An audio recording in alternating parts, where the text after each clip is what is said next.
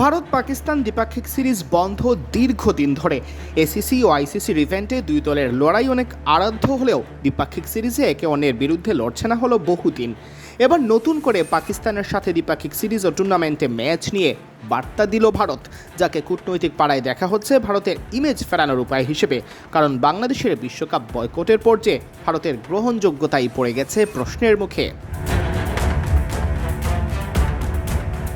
বুধবার জারি করা এক বিজ্ঞপ্তিতে ভারতের ক্রীড়া মন্ত্রণালয় জানিয়েছে, পাকিস্তানের সঙ্গে দ্বিপাক্ষিক সিরিজের ওপর গত বছর আরোপিত সার্বিক নিষেধাজ্ঞা বহাল থাকবে।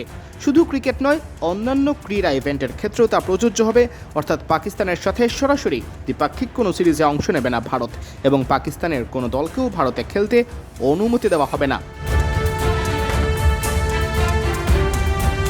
এই নির্দেশনা দেশটির সব ক্রীড়া ফেডারেশন, ভারতীয় অলিম্পিক অ্যাসোসিয়েশন এবং স্পোর্টস অথরিটি অব ইন্ডিয়া সহ সংশ্লিষ্ট সংস্থাগুলোকে পাঠিয়েছে মন্ত্রণালয়। তবে বিশ্বকাপ ও এশিয়া কাপের মতো বহুজাতিক আসরে পাকিস্তানের খেলোয়াড়দের ভারতে যেতে কোনো বাধা থাকছে না।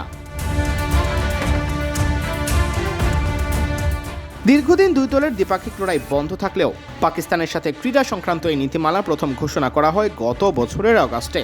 সংযুক্ত আরব আমিরাতে অনুষ্ঠিত এশিয়া কাপে ভারতের অংশগ্রহণ নিয়ে বিতর্কের প্রেক্ষাপটে এই সিদ্ধান্ত নেওয়া হয়, যা কাশ্মীর ইস্যুর কারণে আলোচনার কেন্দ্রে চলে আসে। ভারতের ক্রীড়া মন্ত্রণালয় জানিয়েছে, 2030 কমনওয়েলথ গেমস ও 2036 অলিম্পিক গেমস আয়োজনের লক্ষ্যে ভারত অলিম্পিক চার্টার এবং অন্তর্ভুক্তিমূলক নীতির প্রতি প্রতিশ্রুতিবদ্ধ থাকবে। আন্তর্জাতিক ক্রীড়া আয়োজনে নিজেদের একটি আকর্ষণীয় গন্তব্য হিসেবে তুলে ধরতে খেলোয়াড়, দলীয় কর্মকর্তা, টেকনিক্যাল স্টাফ এবং আন্তর্জাতিক ক্রীড়া সংস্থার কর্মকর্তাদের জন্য ভিসা প্রক্রিয়া সহজ করা হবে।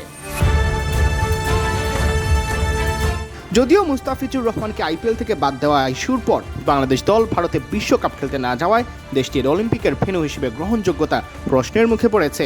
ভারত অবশ্য এখনও অলিম্পিক আয়োজনের সত্য পাওয়ার ব্যাপারে আশাবাদী। অন্যদিকে কমনওয়েলথ গেমস হবে ভারতের আহমেদাবাদে।